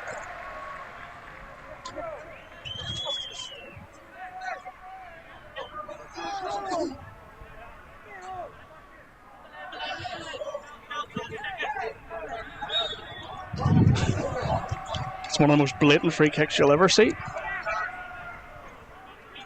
St. Crusaders looking to win the White Ribbon NI Charity Shield for the second time in their history. Linfield lead the way. They have 4 wins in the annual curtain raiser to the season. Hopefully it's something they do continue as well, making this sort of a big chance to build up for Europe. And I think it's definitely a good idea, and I think it's one the clubs would certainly welcome. Certainly, yeah. You know, it has, I think the first, looking back at my notes here, the first Charity Shield I think I see took back in 1992. Glenavon and Glentoran played out a 1-1 draw, and the shield was shared back then. We can both say we're too young to remember that. If only, even Mark. If we're lying. Here's Leroy Miller, but can't keep that in, and that will be a goal kick to Crusaders. Just all a wee bit predictable from Larne. I think that's why the crews are... The crews look comfortable, don't they? Yeah, that's why they're comfortable. I think it is very predictable. You can see what they're going to do, you know. Obviously it's difficult this time of the season, we know that, but I think they've got more to give, certainly.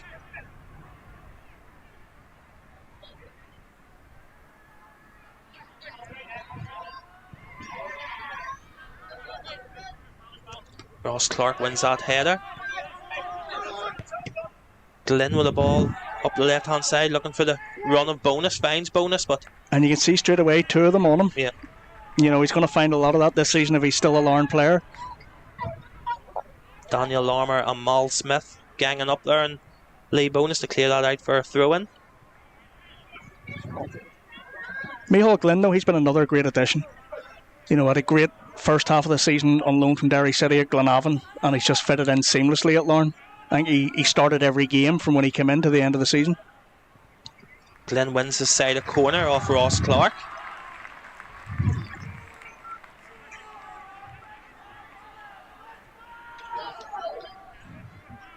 You can see this definitely means something. You know, Gary Haverin and Tiernan Lynch have been deep in conversation for a little bit there as well.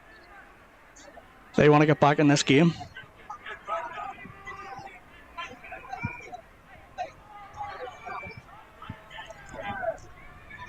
A player down there, I think it's Mal Smith.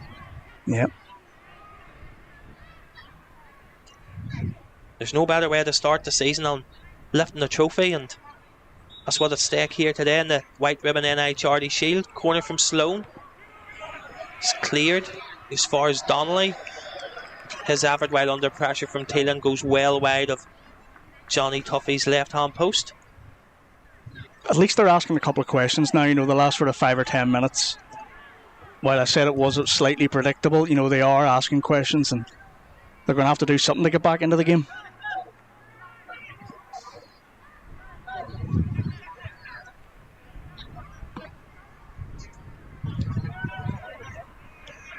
Thank you from wherever you're tuning in today to our live and exclusive coverage of the White Ribbon NI Charity Shield. Live and exclusive on the Northern Ireland Football League YouTube channel. We appreciate your company. Hope you've enjoyed the game and are looking forward to the recommencement of Premiership and Championship and Premier Intermediate matters in August. How do you cope without football during the summer, Mark? I'm kind of fortunate in that I've had the Northern Ireland games and all of that to keep myself occupied as well, so you don't really get a break from it. Although I would say sometimes I would welcome a break.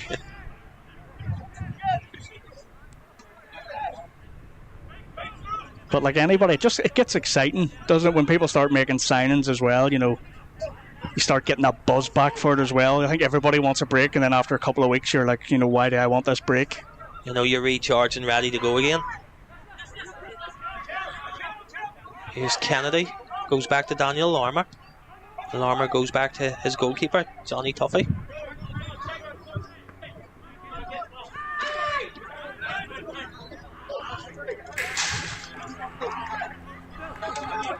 Into the last 10 minutes here at Inver Park, still Larne 0, Crusaders 1. Jarlath O'Rourke with the goal for Crusaders.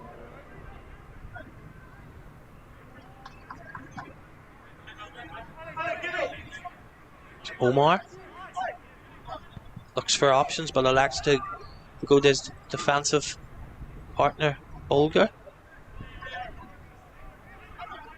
Here's Leroy Miller. Miller to Ryan. Yeah, that's a free kick.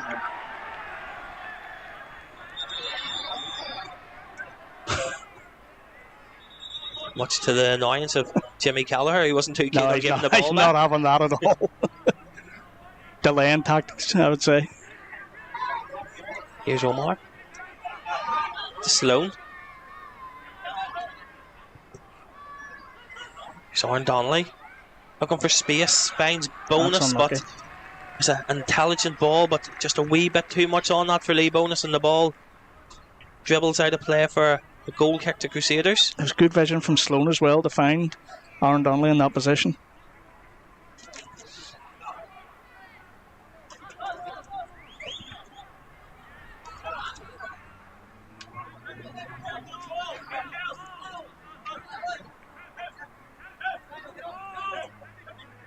Sloan, who's come through the scholarship programme here at Inver Park, having joined the summer 2020, has had loan spells at McBreda and Newry City, and Northern Ireland under-19 international as well. I think the time he spent at Newry last season will stand him in really good stead this year as well. You know, Darren Mullen was certainly very good at that, sort of hand-picking a few young players, giving them a lot of first-team experience, and exposed them to all the good and bad of the game. Here's Andy Ryan. His header's only as far as Daniel Larme, who clears to his goalkeeper, Johnny Tuffy, who clears upfield. Ross Clark wins a header. Here's Jordan Owens. Owens chests that down and finds Ross Clark, who charges into the Larne box. Ball across the 18-yard box, and it's James Teelan. Adds a second for Crusaders. What a great goal that was, Mark. Absolutely super. And you know what the Crews have done there is everything that Larne haven't been able to do. You know, it was super composed finish as well. Great play by Ross Clark to win the header, and then great control and vision by Jordan Owens. Finds Clark, who carries the ball into the 18-yard box, ball across goal, and there's James Teelan, the summer signing, to score his first goal for the club and give Crusaders a 2-0 lead here in the White Ribbon NI Charity Shield. You know, he timed his run perfectly there as well, and you know, let's not downplay the role that Jordan Owens had in that as well. It's exactly what we were saying earlier. You know, he does make a difference. You know, he's not just a battering ram.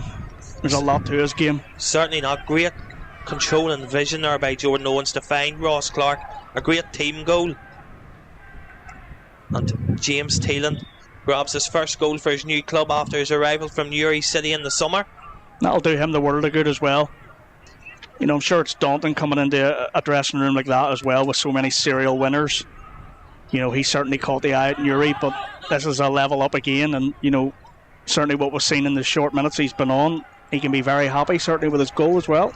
Player started his career at Portadown before making the move to Dungannon Swifts and then on to Newry City. Really caught the eye last year for Newry City. We're getting his move to Crusaders in the summer. Crusaders fans now in full voice. They know a second consecutive White Ribbon NI Charity Shield is now within their grasp. We're inside the last 5 minutes here at Inver Park. Larne look like they're set to make another change.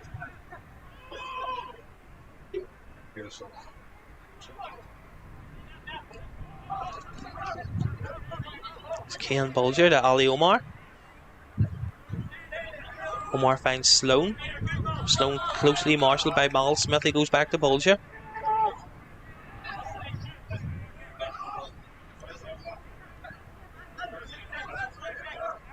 You were saying, Mark, Larne haven't really done enough to get anything out of this today, should they? No, they really haven't. You know, like I said, probably until they get to the final third, you know, some of their football's been very good, but they just haven't been able to unlock that defence. You know, a wee bit of creativity.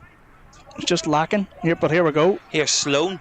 Great footwork, but his shot is possibly rushed as he was under pressure after great trickery to make space for himself, and he lashes out well wide of Johnny Tuffy's left-hand post. But that's better, you know, it's more direct. You know, you're asking questions, and you know, just a wee bit of composure, as you say, was always needed there. Substitution for Larne. Thomas Maguire will come on to replace Mihal Glynn.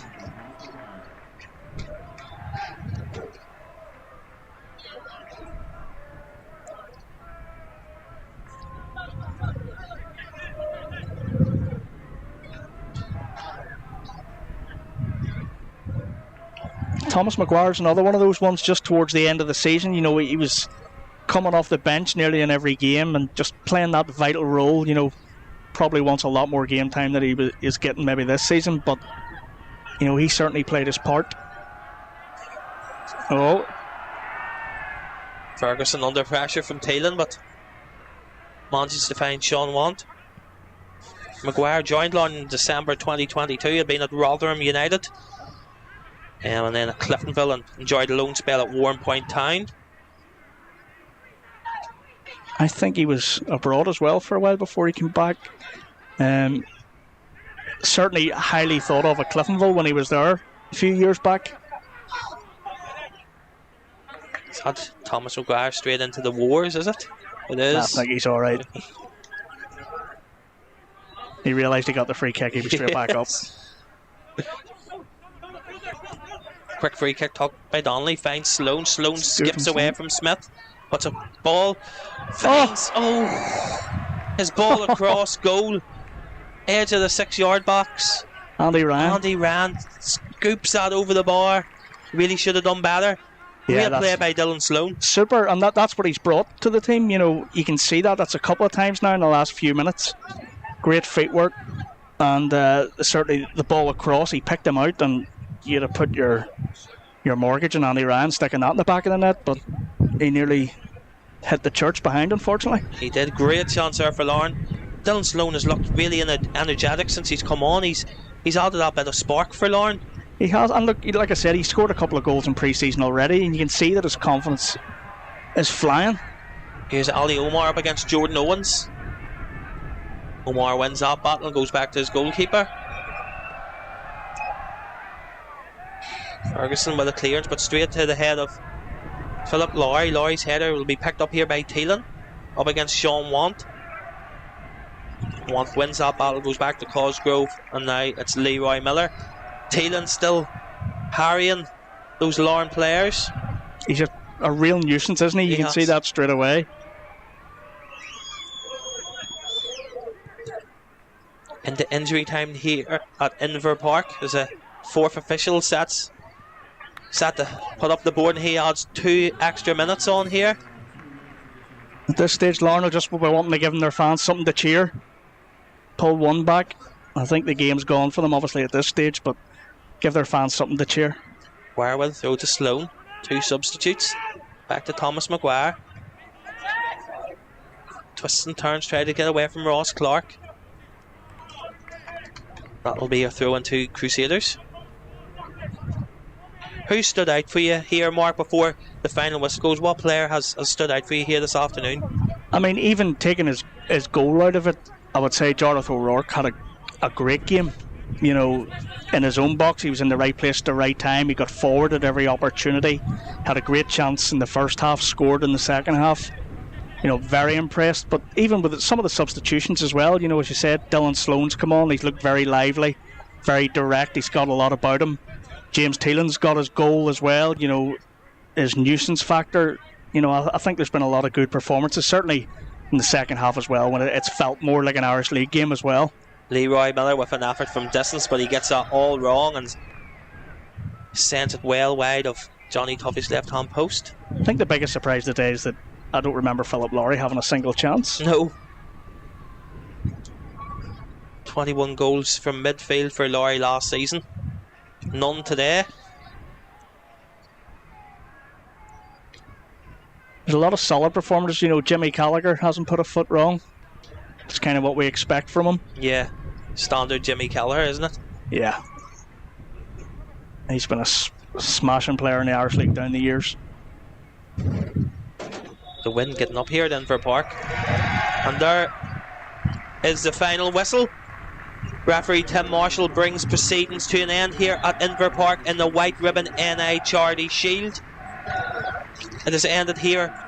Larne 0, Crusaders 2. Goals from Jarlath O'Rourke and James Thielen. Seeing the Shore Road men take home the Charity Shield for a second consecutive season. Thoroughly deserved victory, you'd have to say, though. Yeah. You know, they were the ones that asked the more questions. They were clinical when they did get the chances eventually.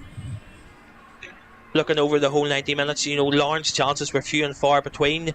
Chance for Paul O'Neill in the first half.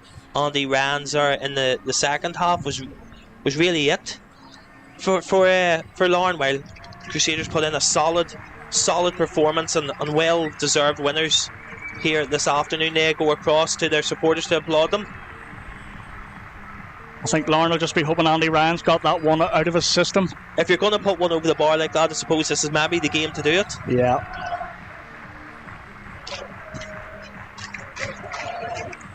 Crusaders, who will take on FC Haka of Finland in this year's UEFA Conference League first round qualifier.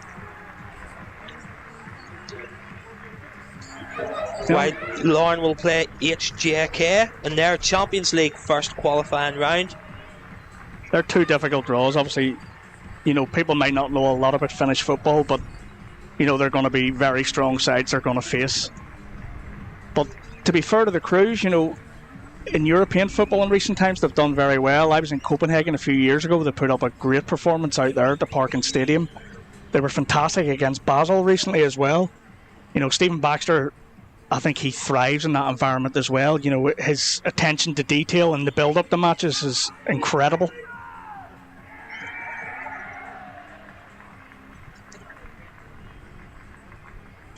We of course wish both clubs, as well as Linfield and Glentoran, all the best in their European exploits.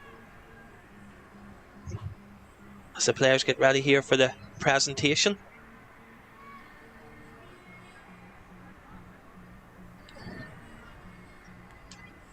What's your predictions going into the Premiership campaign, Mark? I hate to put anybody on the spot, but I think it's difficult at the minute because I still think there's a lot of business to be done. You know, you look at Larne, and yes, they were the best side last year, but we don't know if Bonus is going to stay or going to go. You look at the Glens, I think they'll come strong, but we don't know if McMenamin's going to be there. It looks like he's going to go, and that's a huge void to fill. You think Linfield have a lot of questions to answer after last season. A lot of fans are probably questioning whether, you know, the signings they've made so far is enough. I think they'll probably need more.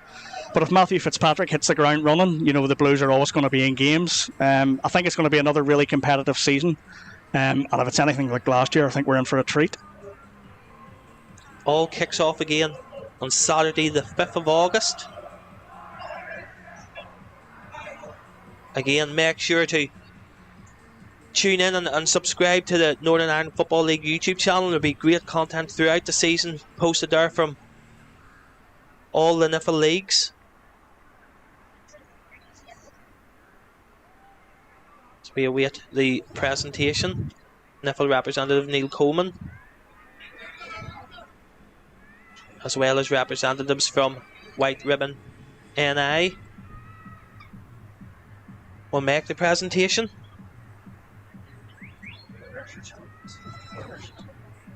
I think the crews are doing a bit of a warm down as well while they wait. Not something that you often see at the end of a final. No. Sometimes the substitutes would always come out and do that wee bit, but yeah, looks like a little meeting while they're doing it as well.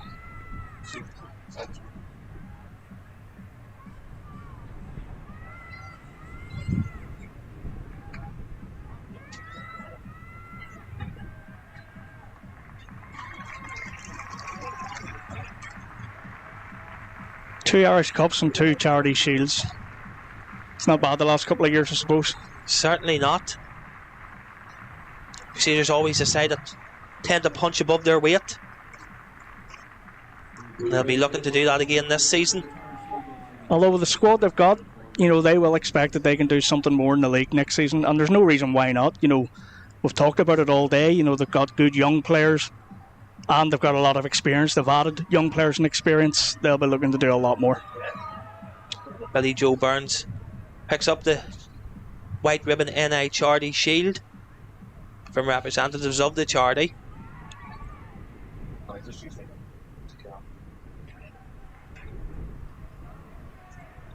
They all get behind the advertising hoarding and celebrate. This is where it normally gets messy. A present or a trophy or a shield to begin the season. No better way to begin the season than to lift a bit of silverware.